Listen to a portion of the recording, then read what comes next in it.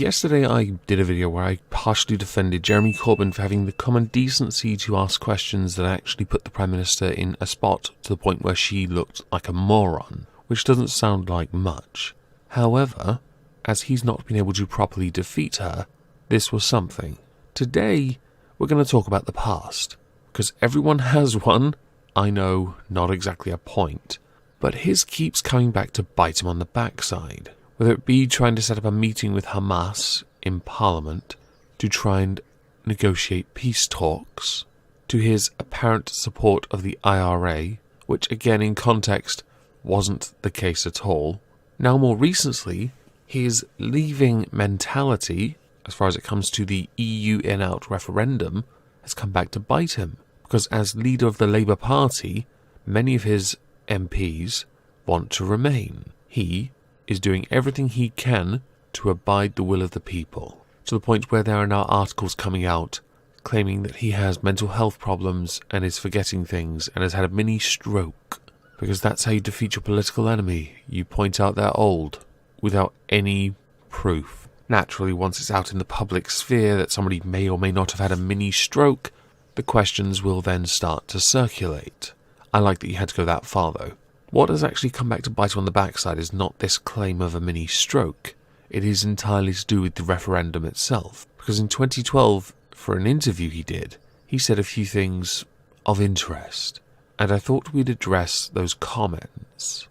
Daniel mentioned the Nobel Peace Prize. Just relax. The Nobel Peace Prize awarding committee have a great sense of humour. How can you not give a Nobel Peace Prize to Henry Kissinger, then one to Barack Obama, who then uses the acceptance speech to call for a renewed war in Afghanistan? I mean, just have a sense of humour about it. It really doesn't matter, and the European Union has been rewarded for setting up an army and an aggressive military foreign policy. So it's obvious, you know. Don't worry about it. One might say that because he's a pacifist, that he would regard any military policy of any kind to be aggressive. But in this case he actually has a point. He is referring to the Common Security and Defence Policy, the CSDP, which does in fact have a bit of a military structure to it.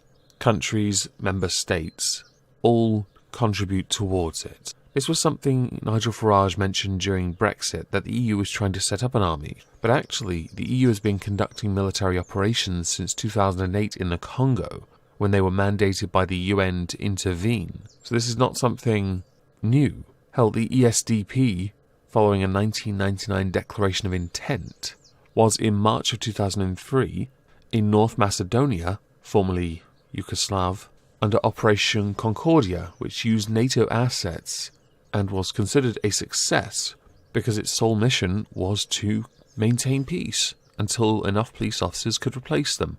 Originally replaced by 300 troops, but then in December of 2003 replaced by 400, and this is how they're called, EU soldiers, and replaced by 200 EU police officers. There's always been military action conducted by the EU, and people refused to accept it during the referendum. His comments on the Nobel Peace Prize I thought I'd leave in there because I thought it's kind of cute and funny. He is right. Obama did use his Peace Prize speech to declare a renewed war in Afghanistan, which is just stupid. Then again, the Peace Prize was created by somebody who created TNT. With the fallout to the comments that Jeremy made in 2012, very much Brexit comments, I think we can all agree here. There are many MPs who are continuing to force, like I earlier said, for him to endorse Remain in a second referendum. Earlier this week, a number of his MPs tried to force this, to the point where he has said he won't do anything without the backing of the unions. There was also reference to the fact that last week the shadow cabinet met to discuss a Brexit policy. This is where the trade unions came up. The remarks for the full context of what he said, what I played the clip of earlier, came at a Europe Against Austerity conference that was organised by what is considered a hard-left group called the Coalition of Resistance.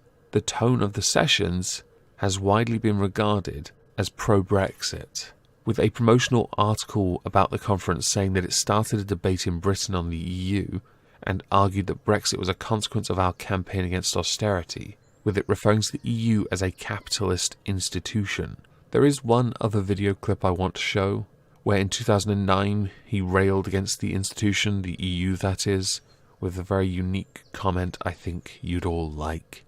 NATO then developed for itself this role as being the military arm of the European Union. Under the terms of the Lisbon Treaty, Europe will become subservient to the wishes of NATO and the aims of NATO. We are creating for ourselves here one massive great Frankenstein which will damage all of us in the long run. How do you feel being accused of being sophisticated?